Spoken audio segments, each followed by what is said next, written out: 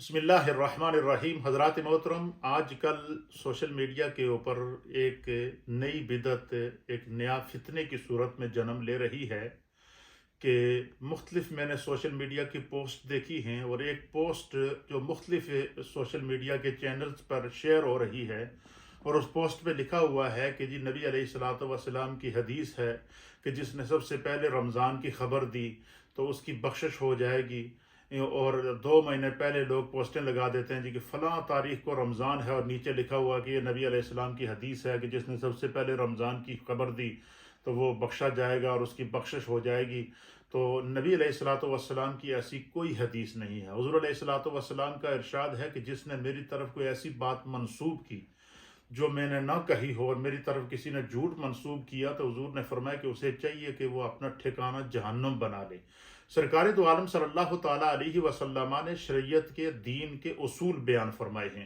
حدیث کے اندر آتا ہے کہ جب شعبان کا مہینہ آتا تو اللہ کے حبیب علیہ الصلوۃ والسلام باقاعدہ شعبان کے دن گنا کرتے تھے کہ رمضان میں کتنے دن رہ گئے ہیں۔ پھر 29 شعبان کو سرکار دو عالم صلی اللہ علیہ وسلم خود بھی چاند کو دیکھنے کا اہتمام کرتے، صحابہ کو بھی چاند دیکھنے کا کہتے، اور خود میرے مصطفیٰ کریم صلی اللہ تعالیٰ علیہ وآلہ وسلم کی حدیث ہے کہ صوموا لرؤیتہ وافطروا لرؤیتہ،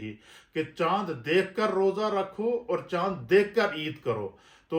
نبی علیہ الصلوۃ والسلام کی طرف اس طرح کی باتیں منسوب کر کے جو آپ نے نہیں فرمائی ہیں اور اس کو سوشل میڈیا کے اوپر پھیلانا، یہ ذات رسول صلی اللہ تعالیٰ علیہ وآلہ وسلم پر جھوٹ باندھنا ہے۔ اس لیے جو لوگ اس طرح کی پوسٹیں دیکھیں نہ ان کو شیئر کریں، ان کو شیئر کرنا بھی گناہ ہے، اور جو لا علمی کی وجہ سے شیئر کر رہے ہیں تو ہم بحیثیت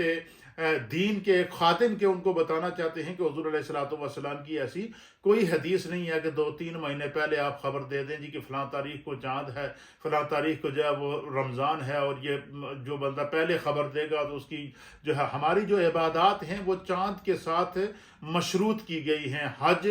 چاند کے ساتھ مشروط کیا گیا ہے، ہماری جو ہے وہ رمضان چاند کے ساتھ مشروط کیا گیا ہے، رویت کے ساتھ مشروط کیا گیا ہے، عید رویت کے ساتھ مشروط کی گئی ہے۔ تو سرکار دو عالم صلی اللہ علیہ وسلم نے فرمایا کہ مہینہ 29 کا بھی ہوتا ہے، مہینہ 30 کا بھی ہوتا ہے۔ 29 کو چاند کو تلاش کرو، اگر چاند مل جائے تو رمضان کا روزہ رکھو، اگر چاند مل جائے تو عید کرو، اور اگر 29 کو چاند نظر نہ آئے تو 30 دن اس مہینے کے پورے کرو۔ اس لیے اس طرح کی جو پوسٹیں سوشل میڈیا پر وائرل ہو رہی ہے ان کی کوئی حیثیت نہیں ہے، یہ اس طریقے سے دین پر بہتان باندھنے کے مترادف ہے۔ اللہ تعالی ہم سب کو بدعات اور منکرات کا کلا کما کرنے کی توفیق عطا فرمائے۔ ہر طرح کی وہ بدعات، وہ منکرات جو دین کے اندر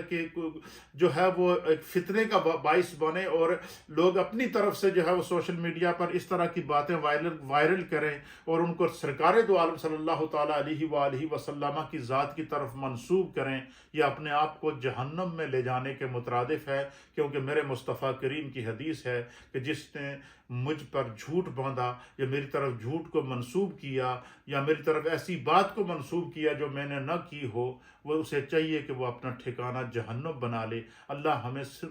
سیرت مصطفیٰ، سنت مصطفیٰ اور دین اسلام پر عمل کرنے کی توفیق عطا فرمائے۔ والسلام علیکم ورحمۃ اللہ تعالی وبرکاتہ۔